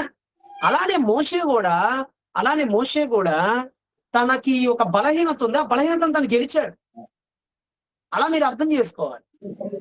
అంతే తప్ప అదేదో పెద్ద కాంట్రడిక్షన్ అనుకోవడానికి ఏమీ లేదు. ఓకేనా? సరే ఇప్పుడు మనం ఎందుకులే గాని హృదయం బరువెక్కడం అనే కాన్సెప్ట్ గురించి చూద్దాం. ఈజిప్షియన్ మైథాలజీ మీకు చెప్తున్నాను కదా ప్రతిదానికి ఈజిప్షియన్ మైథాలజీ తెలియాలి. పదం యొక్క తీవ్రత అర్థం కావాలంటే ఈజిప్షియన్ మైథాలజీ తెలియాలి. ఈజిప్షియన్ మైథాలజీలో హృదయం బరువెక్కటం అనేది పిచ్చిగా కనపడేటువంటి ఒక కాన్సెప్ట్. అర్థమైందా? ఇప్పుడు ఫర్ ఎగ్జాంపుల్ మనం తెలుగులో ఉన్నాం. మనకి హిందూ వాటిలతో మనకి అవగాహన ఎక్కువ ఉంది కదా! ఇప్పుడు మనం తెలుగులో ఒక ఇడియం ఉపయోగిస్తాం. ఏంటని? మొత్తం క్లియర్ ఇప్పుడు నేనే ఉన్నాననుకోండి. ఇప్పుడు సబ్జెక్ట్ అంతా మీకు చెప్పిన తర్వాత మళ్ళా హృదయం కాఠిన్యం అర్థం ఏంటన్నా అని ఎవడైనా అడిగాడు అనుకోండి గంటన్నర అయిన తర్వాత. నేనేమంటాను మిమ్మల్ని, ఎవడ్రా వీడు రామాయణం మొత్తం విని రాముడు సీత ఏమైతే అన్నట్టు అని అంటుంటా చూసావా? ఇప్పుడు నేను ఎంతసేపు పాఠం చెప్పిన తర్వాత అన్న ఆదికాండం అనే పదాన్ని హిబ్రూలో ఏమంటారు అంటే అన్నయ్య నేనేమంటారు రామాయణం మొత్తం విని రాముడు సీత ఏమైంది అంటావు ఏంట్రా అని అంటాను చూసావా? అంటే ఎంత సరదాగా వాడతాను నేను ఈ పదాన్ని. ఫర్ ఎగ్జాంపుల్ ఎవరైనా ఒక గురువు ఉన్నాడు. ఆ గురువుని చాలా మంది నా దగ్గర నేర్చుకోపోయినా నా దగ్గర ఎక్కువ మంది ఉపయోగించారు. నా దగ్గర ఎక్కువ మంది ఉపయోగించే పదం ఏంటో చెప్పండి నా దగ్గర. అన్న నేను మీకు ఏకలవ్య శిష్యుని అన్న అంటారు. చాలా మంది అంటారు నేను విన్నాను. అన్న నేను మీకు ఏకలవ్య శిష్యుని అన్న అంటారు. నా దగ్గర చాలా మంది అన్నారు ఈ పదాలు. ఓ 10-30 మంది అని ఉంటారు ఇప్పటిదాకా నేను వినుంటా. ఏకలవ్య శిష్యుడు ఏందిరా అంటే ఏం లేదు అన్న నేనెవరో మీకు తెలియదు. కానీ నేను బైబిల్ స్టార్ట్ చేసిన చదవటం మిమ్మల్ని చూసే అంటాడు. అన్న నాకు హిబ్రూ తెలియదు. కానీ హిబ్రూ నేర్చుకోవాలనే థాట్ వచ్చింది మిమ్మల్ని చూసే అంటాడు. అలా నేను మీకు ఏకలవ్య శిష్యుని అని అంటారు. ఏకలవ్య శిష్యుడు అంటే ఏంటి? ఏకలవ్యుడు అనేవాడు హిందూ మైథాలజీలో వాస్తవానికి తన ముందు ఒరిజినల్ గా గురువు లేకపోయినా తాను ఆ గురువును ఊహించుకొని విద్య నేర్చుకుంటాడు. అంటే కొన్ని పదాలు మనం చాలా ఈజీగా ఉపయోగిస్తాం. రాముడు సీత ఏమైంది అన్నట్టుగా గాని, ఏకలవ్య శిష్యుడు అన్నట్టుగా గాని అలాగా కొన్ని పదాలు మనం ఉపయోగిస్తూ ఉంటాం కదా. అలాగా ఈజిప్షియన్ మతాల్లో ఒక పదం చాలా ఇంపార్టెంట్. ఈడి హృదయం బరువు అయిందిరా అంటారు సింపుల్ గా. ఈడి హృదయం బరువు అయిందిరా, ఈడు హృదయం వెయిట్ అయిందిరా అంటే అర్థం ఏంటంటే వాళ్ళ కథలో ఒకటి ఉంది. వాళ్ళకు ఒక కథ ఉంది. ఆ కథ ఏంటంటే వాళ్ళకి హెడ్ ఆఫ్ ద డెత్ అంటే అనుబిస్ అనేటువంటి వాడు మృత్యుదేవుడు అక్కడ వాళ్ళకి. ఇతను ఏం చేస్తాడంటే చచ్చిపోయిన ప్రతిసారి ఈ అనూబీస్ అనే ఒక స్టోరీ ఉంటదండి ఈజిప్షియన్స్. ఇప్పుడు మనకి రామాయణం ఎలాగో వాళ్ళకి అనూబీస్ స్టోరీ అలా. అనూబీస్ ఇప్పుడు మన తెలుగులో కరెక్ట్ ఈక్వాలెంట్ ఎగ్జాంపుల్ ఏంటంటే మనకి తెలుగులో చచ్చిపోయిన తర్వాత హిందువులు ఏమని చెప్తుంటారు మన సోదరులు, ఒక యముడు ఉంటాడు. యముడు గాడిద మీదది. యముడు ఎక్కడ ఉంటాడు? బుల్లెట్ ఎక్కుతాడు. ఏది ఎక్కుతాడు? ఎవడే దొనపోతు. యముడు ఒక పెద్ద దొన్నపోతు ఎక్కుతాడు. దొన్నపోతు ఎక్కిన తర్వాత ఆయన ఎవరో చిత్రగుప్తుడు ఉంటాడు. చిత్రగుప్తుడు ఆ బుక్ ఓపెన్ చేస్తాడు. మన పాపాలన్నీ ఇలా మనకు ఒక స్టోరీ ఉంది చూసారు తెలుగులో. ఈజిప్షియన్స్ లో ఒక స్టోరీ ఉంటది, ఒక ప్రధాన స్టోరీ. ఆ స్టోరీ ఏంటంటే చచ్చిపోయిన తర్వాత అనూబీస్ అనేవాడు ఉంటాడు. ఆ అనూబీస్ అనేవాడు చచ్చిపోయిన వాళ్ళందరినీ చచ్చిపోయిన తర్వాత మన గుండెని కొలతేస్తాడు. మన గుండె ఉంటది, గుండె. ఈ గుండెని తీసుకెళ్లి ఒక పెద్ద ఇది ఉంటది, ఒక పెద్ద తక్కెట ఉంటది, ఒక త్రాసు. ఆ తక్కెట్లో తీసుకెళ్లి గుండెని వేస్తాడు. ఆ పక్కన ఒక దేవత ఉంటది. ఆ దేవత దగ్గర ఒక ఈక ఉంటది. ఈక ఆ ఈకని తీసుకొని ఒక ఆ త్రాసులో ఒకవైపు వేస్తుంది, ఒకవైపు ఏమో గుండె ఉంటది. ఈ ఈకే ఎక్కువ వెయిట్ ఉండాలి గుండె కంటే. అంటే గుండె ఎంత తేలికగా ఉంటే వాడు స్వర్గలోకానికి వెళ్తాడు. గుండె తేలికగా ఉండాలి, లేదంటే కనీసం ఈక్వల్ గానే ఉండాలి ఆ ఈకకి. మీకు ఒక ఎగ్జాంపుల్ చూపిస్తున్నాను చూడండి. ఇదిగోండి ఫర్ ఎగ్జాంపుల్ ఇదిగోండి అనూపీస్ అనేది ఈడనమాట. అనూపీస్ గాడు అనమాట. ఒక్క దేవుడు అనూపీస్ గాడు. అది మూవీలో కూడా చూసాడట ఎవడో తమ్ముడు. వెరీ గుడ్ రా. ఓకేనా? వీడు ఒక్క దేవుడు అనూపీస్ గాడు. ప్రతి మానవుడి హృదయాన్ని ఒక త్రాసులో వేసి కొలుస్తారు ఈజిప్షియన్ పురాణాల ప్రకారం. అలా కొలిచినప్పుడు ఇటువైపు ఏకేస్తారు. ఈక. ఓకేనా? ఇప్పుడు ఈ గుండె బరువు చాలా తక్కువ ఉండాలి. ఏక బరువుతో పోలిస్తే గుండె బరువు తక్కువ ఉండాలి. అంటే గుండె బరువు ఎంత తేలికగా గుండె ఉంటే వాడంత మంచోడు. ఎంత తేలికగా గుండె గనక ఉంటే, అంటే గుండెను పట్టుకుంటే లేదు ఏదో వెయిటే లేదేంటి అనుకోవాలన్నమాట. ఎంత వెయిట్ లెస్ గా గుండె గనక ఉంటే వాడంత మంచోడు, వాడంత పుణ్యాత్ముడు, వాడంత సరైన మార్గంలో జీవించాడు భూలోకంలో. అర్థమైందా? గుండె తేలికగా ఉందంటే అర్థం ఏంటంటే వీడు సరైన మార్గంలో జీవించాడు, వీడు సత్యాన్ని నమ్ముకొని బ్రతికాడు అన్నట్టుగా వాళ్ళ దృష్టిలో ఒక మంచి ఉంటది కదా. ఈ ఈజిప్షియన్ పురాణాల ప్రకారంగా మంచి అనేది ఒకటి ఉంటది కదా. ఆ మంచిగా వీడు జీవించాడు. అంటే ఈ లేని దిక్కుమాల ఆచారాలు లేండి. వాళ్ళ డిక్షనరీలో పనికి మాల మంచి ఉంటదిగా, కనీసం గుడ్లో మెల్ల ఆ మంచిలో జీవించాడు. సో ఈ ఈక అనేది ఎక్కువగా తూగిందంటే వెయిట్ ఆడు చచ్చాడు. ముసలి దేవుడు వచ్చి తినేస్తాడు ఉండేది. వాడికి ఇక నెక్స్ట్ జన్మ ఉండదు. మొసలి పక్కన రెడీగా ఉంటది క్రొకడైల్. ముసలి దేవుడు వస్తాడు. ముసలి దేవుడు వచ్చి ఇప్పుడు తినేస్తాడు. గుండె గనక తేలికగా ఉండి ఈ ఈక గనక తక్కువగా గనక తూగితే ఆడికి మంచి జన్మ ఉంటది, మంచి సెటిల్మెంట్ ఇస్తాడనమాట ఆడికి. అలా ఇదిగోడు ఈ అనూబీస్ గాడు ఫస్ట్ దీని ఇప్పుడు ఈవిడ ఉందనుకోండి, ఈవిడ చచ్చింది. ఈ పుణ్యతీర్థురాలు ఈ పుణ్యలోక పతివ్రత చచ్చిపోయింది. ఇక్కడ ఈ పుణ్యలోక పతివ్రత చచ్చిపోయిన తర్వాత ఈ పుణ్యలోక పతివ్రత యొక్క గుండెని తీసుకెళ్ళి తాసులో వేసాడు. అలా తాసులో వేసినప్పుడు ఏమైంది? గుండె ఎక్కువగా తూగింది, అనగా గుండెలో వెయిట్ ఎక్కువ ఉంది. ముసలి దేవుడు వచ్చి తినేస్తాడు. అంటే అర్థంగా చచ్చాడు అన్నట్టు. అంటే వీడు నిర్ణయాలు బాగాలేదని అర్థం. భూలోకం వీడి చావుని వీడు కొని తెచ్చుకున్నాడు అని అర్థం. ఇలాగా వాళ్ళ కాన్సెప్ట్ లో హృదయం బరువెక్కటం అంటే వీళ్ళ కాన్సెప్ట్ లో చాలా డిఫరెంట్ మీనింగ్. ఓకేనా? వాళ్ళ చిత్రగుప్తుడు అనమాట. వాళ్ళకు చిత్రగుప్తుడు ఉంటాడు కదా వాళ్ళకి. వీడేమో వాళ్ళ ఎముడు, వీడేమో వాళ్ళ చిత్రగుప్తుడు. అలాగా.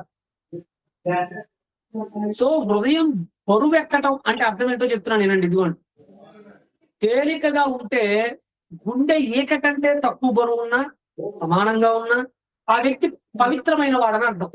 అప్పుడు వసైరస్ దేవుడు వారిని ఆరు అనే ఒక స్వర్గానికి ఆహ్వానిస్తాడు. స్వర్గం పేరు కూడా పెట్టారండి, దాని పేరు ఆరు. అంటే మన ఆరు కాదు, ఆరు. ఓకేనా? నెక్స్ట్, ఒకవేళ గుండె గనక వెయిట్ గా ఉంటే, బరువుగా గనక ఉంటే, ఒక వ్యక్తి చేసిన పాపాల వల్ల గుండె బరువుగా ఉంటే అక్కడ వేచి చూసిన అమిత్ అనే భయంకరమైన జంతువు, చిందాలు చూపించాను వీడు అమిత్ గాడి. అమిత్ అంటే మన ఇంటి పక్కన ఉంటే అమిత్ గాడు అనుకోమాకండి.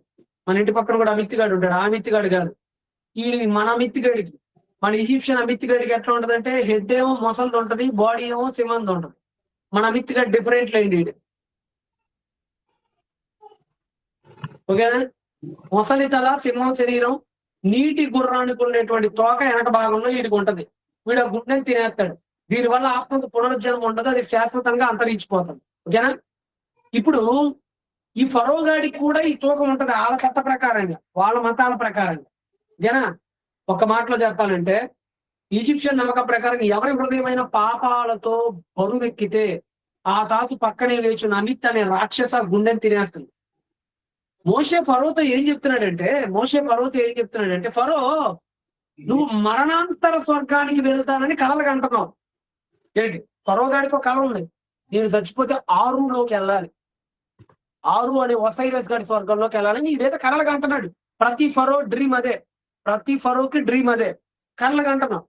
కానీ నీ మొండితనం వల్ల నీ హృదయం ఇప్పటికే కాబేదైంది, ఇప్పటికే వెయిట్ అయిపోయింది నీ గుండె. మీ సొంత చట్టాల ప్రకారమే, మార్క్ అంటారు ఇలా సొంత చట్టాలు, మీ సొంత చట్టాల ప్రకారమే నువ్వు రెండవ మరణానికి సిద్ధంగా ఉన్నావు. అంటే నిన్ను ఫరోగా నిన్ను మనస్సాక్షి ప్రకారంగా తాసేయాల్సిన పనిలే. నీకు దేవుడేది తన చట్ట ప్రకారంగా కూడా శిక్షించాల్సిన పనిలే. నీ పనికి మాలిన చెత్త మైథాలజీ ప్రకారంగా కూడా నువ్వు ఎదవేరా. ఆ చట్టం అంటే బైబిల్ ప్రకారంగా తప్పులు తీర్చడం వేడు. వీడు ఖురాన్ ప్రకారం కూడా వీడు ఎదవా అని చెప్పాలంటే ఏమంటాం మనం? అంటే ఆడి సొంత చట్ట ప్రకారంగా కూడా ఆడు చేసిన తప్పని అర్థం. అంటే నీ ఈజిప్షియన్ పురాణాల ప్రకారంగానే నువ్వు నరకానికి పోతావు. ఎవరికి అంత ఏదో పనులు చేస్తున్నావు నువ్వు. దాని అర్థం అది. ఫరోగా నాయన ఫరో, నువ్వు ఎంత ఏదో పని చేస్తున్నావు అంటే నీకు నీ ఈజిప్షియన్ గ్రంథాల ప్రకారం కూడా నువ్వు పెద్ద ఎదవలా తయారయ్యావు కదరా అని దాని అర్థం అనమాట. అంటే మోషే ఫరోతో అతని మరణం తర్వాత జరగబోయే బీభత్సాన్ని కళ్ళ ముందే చెప్తున్నాడు. అర్థమైందా?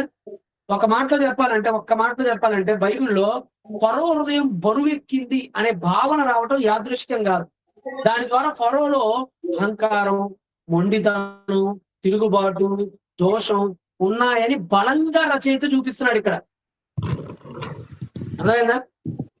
అందుకే బైబిల్లో ఫరో హృదయం బరువెక్కింది అనే భావన ఇలా మనం తీసుకోవాలంటే అతను ఒక అహంకార ధోరణి ఈజిప్షియన్ ప్రకారంగానే, నీ ఈజిప్షియన్ గ్రంథాల ప్రకారంగానే నువ్వు నరక పాత్రుడవు, నువ్వు అంత పనికి మాలిన పాపాలు చేస్తున్నావు అని చెప్పటం రచయిత యొక్క ముఖ్య ఉద్దేశం. అర్థమైందా? రైట్. ఓకే, ఈ కాన్సెప్ట్ మీకు అర్థమైందా? ఈ కాన్సెప్ట్ అంటే ఏం లేదు, ఫరో హృదయానికి స్థిరపరచడం 4వ అధ్యాయంలో ఖజాక్ చేశాడు, స్థిరపరిచాడు. 7వ అధ్యాయం నుంచి కాబేద్ చేశాడు. కాబేద్ అంటే అర్థం ఏంటి? ఇంకా వాడంతట వాడు హృదయాన్ని మ్యాసివ్ చేసుకున్నాడు, బరువు చేసుకున్నాడు. అంటే అర్థం ఏంటి? వాడి చట్టాల ప్రకారంగానే వాడు నరకానికి పోయే దోషిగా మారిపోయాడు. గాడ్ స్వరు, గాడ్ విజ్డమ్ ఓకే అన్నా ఎస్ అన్నా అర్థమైంది. ఓకే కదా? Okay, right. మీకు చాలా మంది రైస్ చేసిన మరొక క్వశ్చన్ కూడా నేను చెప్పే ప్రయత్నం చేస్తాను. శకునగాండ్ర మంత్రాలకు నిజంగానే అద్భుతాలు జరిగాయా? ఈ క్వశ్చన్ మీలో ఉందా ఎవరికైనా? అంటే నేను అందరి క్వశ్చన్స్ ని పరిగణలో తీసుకుంటున్నాను. రైట్, ఎస్ అన్న. ఓకే, దీని గురించి మనం కూడా చదువుదాం. ఓకేనా? నిజంగా శకునగాండ్రు మొదటి 3 అద్భుతాలు మోషేతో పాటు శకునగాండ్రు కూడా చేస్తారు కదా. నిజంగానే శకునగాండ్ర మంత్రాలు జరిగాయా? రైట్, రవి పోండి, వెరీ గుడ్. నా ఎక్సోడస్ 7 and 11.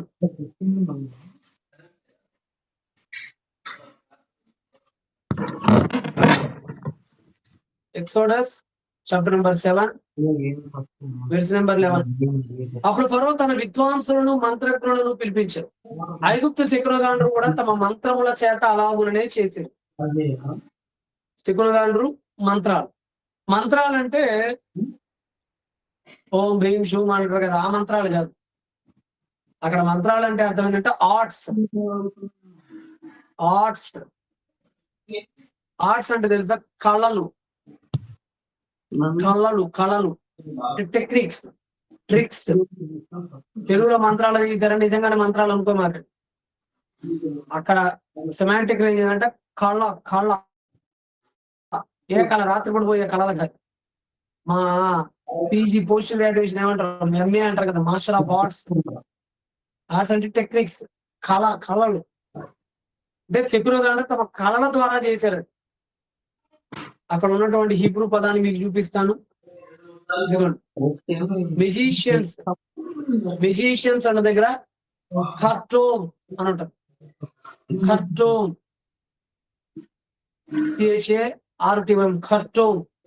మిజ్రాయిమ్ అంటారు. మిజ్రాయిమ్ అంటే ఈజిప్ట్. మనం అది ఈజిప్ట్ అనేది ఇంగ్లీష్ పదం, అది మన గ్రీక్ సెప్టోజెంట్ నుంచి తీసుకున్నాం మనం.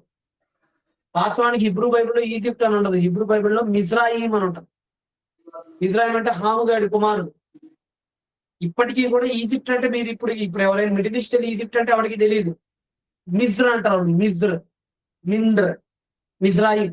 ఇప్పటికీ మీరు ఇజ్రాయిల్, ఈజిప్ట్ మిజ్రాయిల్ అని పిలుస్తారు. ఓకే, ఇదిగోండి మంత్రాలు అని ఉంది చూసారా, మంత్రాలు, ఎన్చాంట్మెంట్స్. అక్కడ బెలహట్టెహెమ్ అని ఉంటుంది, బెలహట్టెమ్, బెలహట్టెహెమ్, లహట్ అనే రూట్ వాడు అనమాట. ఒక మాటలో చెప్పాలంటే లహటిం, హిబ్రూలో లహటిం అంటే అర్థం ఏంటంటే రహస్య విద్యలు.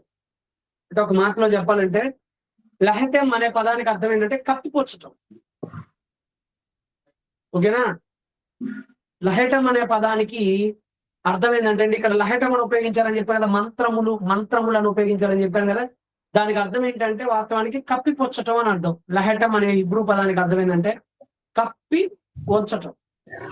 కప్పి ఉంచడం, ఇప్పుడు మనకి మ్యాజిక్ షోస్ ఉంటాయి, పైన ఏదో పెట్టి పైన కండవాన్ని కప్పుతారు కదా, ఏదో కర్చీఫ్స్ ఉంటాయి, కర్చీఫ్ కప్పుతారు కదా, కప్పి ఇలాంటి ఠామ్ చూమ్ అంటుంటారు కదా.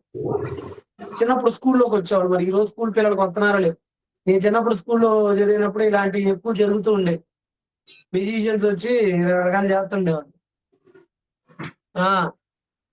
దాని లిటరల్ గా లహటం అంటే అర్థం ఏంటంటే కప్పిపుచ్చటం. ఏంటి సార్ కప్పిపుచ్చటం అంటే, ఒక మాటలో చెప్పాలంటే మీకు ఒకటి చూపిస్తాను. ఇదిగోండి వెస్ట్ క్యార్ ప్యాపిరస్ అంటారండి దీన్ని ఏమంటారంటే వెస్ట్ క్యార్ ప్యాపిరస్ అంటారు. ఏంటి సార్ ఈ వెస్ట్ క్యార్ ప్యాపిరస్ అంటే, ఈజిప్షియన్స్ ఎలాగా మంత్రాలు అంటే ఎలాగ కప్పిపుచ్చుతారోనని రాసినటువంటి ప్యాపిరస్ అది, వెస్ట్ క్యార్ ప్యాపిరస్ అంటారు. ఓకేనా, వెస్ట్ క్యార్. ఈ ప్యాపిరస్ లో వీళ్ళ ట్రిక్స్ అన్ని కూడా అక్కడ ఉంటాయి, వీళ్ళు ఎలా ట్రిక్స్ ప్లే చేస్తారు అని ఉంటాయి. మీకు ఒక ఇదిగోండి, మీకు వెస్ట్ క్యార్ ప్యాపిరస్ లో ఒక స్టోరీ ఉంటుంది. ఇది ఈజిప్ట్ వాళ్ళది, మనం రాసింది కాదు, అలాగానే రాసుకున్నారు ఈజిప్షియన్స్. ఈ వెస్ట్ క్యార్ ప్యాపిరస్ లో ఒక కథ ఉంటుంది, మొసలి కథ. ఏంటి మొసలి కథ అంటే, వెస్ట్ క్యార్ ప్యాపిరస్ లో రెండవ కథలో, దీనిలో చాలా కథలు ఉన్నాయి, దీనిలో రెండవ కథలో ఒక మాంత్రికుడు వస్తాడు. వచ్చి మైనంతో చిన్న క్రొకోడైల్ని చేస్తాడు, దానిని సరస్సులో పడేయమంటారు. మైనం అంటే తెలుసు కదా, కొవ్వొత్తితో ఉంటది కదా, కొవ్వొత్తి తయారు చేస్తారే మైనంతో మొసల్ని తయారు చేస్తాడు. ఆ తయారు చేసి దాన్ని తీసుకెళ్లి ఒక సరస్సులోనో నదిలోనో, నైలు నదిలో పడేయమంటారు. 7 మూరల పొడవున్న నిజమైన మొసలిగా మారి ఒక వ్యక్తిని పట్టుకుంటాం. మైనానికి ఈజిప్ట్ లో దొరికే మైనానికి ఒక గుణం ఉంది, అది నీళ్ళలో పడేయగానే కెమికల్ రియాక్షన్ గురై ఒక్కసారిగా పెద్దగా అయిపోతారు. మన అప్పడం టైప్. మీరు అప్పడాలను తీసుకెళ్ళి నూనెలో అయితే వీడు ఉంటాడు ఎవడు, ఎగ్జిబిషన్ లో అప్పడాలు ఉంటాయి, ఎంత ఉంటాయి ఎగ్జిబిషన్ లో అప్పడాలు, ఎంత ఉంటాయి, అది ఒరిజినల్ గా ఎంతే ఉంటుంది. దాన్ని తీసుకెళ్లి నూనెలో పడేయగానే ఎంత పెద్ద అప్పడం అయిపోతుంది. అలాగా ఈజిప్షియన్స్ లో టెక్నిక్ ఉంది, మైనం ఉంటుంది, దాన్ని చిట్టి మొసలి బొమ్మను తయారు చేస్తారు. నీళ్ళలో పడేయగానే అది ఎంత పెద్ద మొసలు అయిపోతుంది, పెద్ద క్రొకోడైల్ అయిపోతుంది. టెక్నిక్స్ అనమాట. ఆ మాంత్రికుడు దాన్ని తాకగానే అది మళ్ళీ మైన బొమ్మగా మారిపోతుంది. టెక్నిక్స్ అండి అవి. ఓకేనా, ఐగుప్తులో టెక్నిక్స్ పెట్టింది పేరు ఐగుప్తులు. అంటే మాయల మరాఠీ కాదంటే ఐగుప్తులే ఉంటారు. మనమేమో మాయల మరాఠీ అంటాం, అంటే మహారాష్ట్రలో ఉంటారని మన అర్థం. మాయల ఇజ్రాయిల్ కాదు, అలా బతికే మాయలు బతుకాలి. ఐగుప్తు ప్రజల మనసులో బొమ్మలను ప్రాణం ఉన్నవిగా మార్చడం అనే మతపరమైన మాంత్రిక భావన అప్పటికే ఉంది. ఇల్యూషనియన్స్ అంటారు, అంటే భ్రమకు గురి చేస్తారు. ఇంకొక ప్యాపిరస్ చెప్తాను మీకు, ఎక్స్క్రేషన్ టెక్స్ట్ అని ఇంకోటి